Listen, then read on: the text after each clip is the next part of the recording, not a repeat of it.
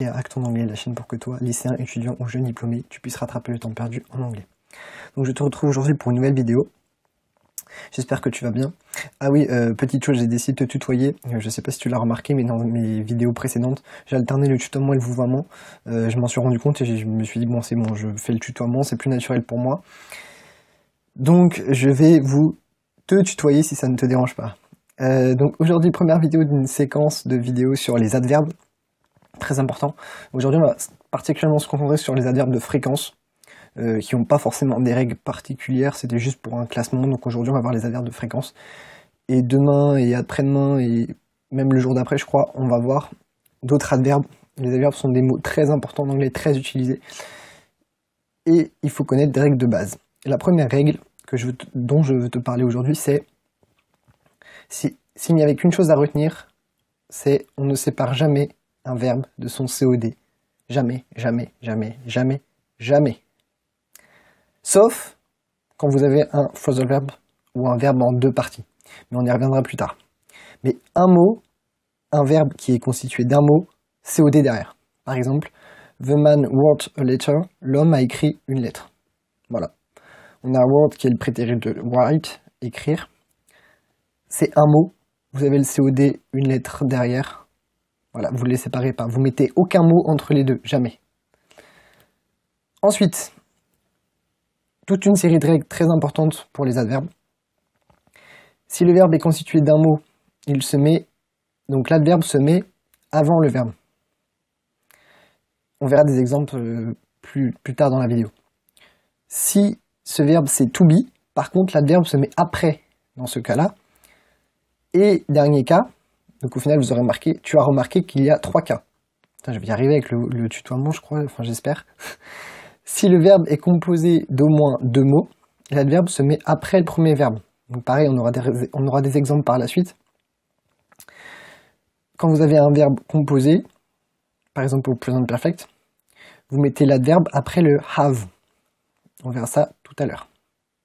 Tu mettras l'adverbe après le have. Mais je vais y arriver. Donc, on commence avec always, qui signifie toujours.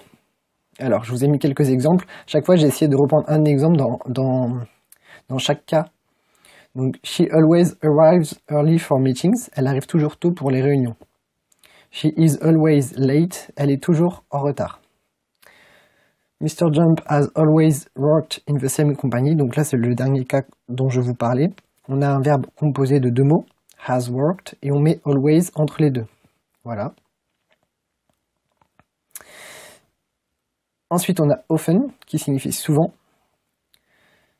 It often rains, il pleut souvent. N'oublie pas le S à la 3e personne du singulier. It is often difficult, il est souvent difficile. Et enfin, don't worry, Tom will often come to see you. Ne t'inquiète pas, Tom viendra souvent te voir. Enfin, on a sometimes, qui signifie parfois. I sometimes put sugar in my coffee. Je mets parfois du sucre dans mon café. It is sometimes argued, j'arrive jamais à dire ce mot, that certains soutiennent parfois que, je crois que c'est to argue, je sais pas, j'en sais rien. Il y a des mots sur lesquels je galère, enfin bref, tu me pardonneras ça. Ensuite, alors un point important, on peut également le placer en fin de phrase. She could be quite nice sometimes. Elle pouvait se montrer très gentille parfois. Donc là, on va dire que c'est plus joli de mettre sometimes en fin de phrase. Enfin, un dernier, never, qui signifie jamais. My husband and I never have arguments. Plus jamais je mettrai ce mot-là parce que je n'arrive pas à le dire en fait. Mon mari et moi n'avons jamais de dispute. Divorce is never easy for children. Le divorce n'est jamais facile pour les enfants. I will never do anything to hurt him. Je ne ferai jamais rien qui puisse le blesser. Donc là, pareil, on a un verbe en 2 mots. I would do. Donc never se met après le would. D'accord. Enfin, une petite expression pour finir. Never mind, ça veut dire peu importe, ça ne fait rien. C'est pas grave. Donc voilà, j'ai fini avec cette vidéo. Comme tu peux le voir, il est possible de galérer à prononcer un ou deux mots. Dans ce cas-là, et moi je vais le faire tout de suite en finissant cette vidéo, tu vas sur Reverso, ou un autre site, mais Reverso est pas mal pour ça, et tu tapes le mot, et normalement, la plupart du temps, tu as un petit symbole écouter, tu cliques, et tu as une voix qui te prononce le mot, et donc ça peut t'aider à savoir comment prononcer un mot. Donc voilà. Donc merci de ton écoute, et bonne fin de journée à toi.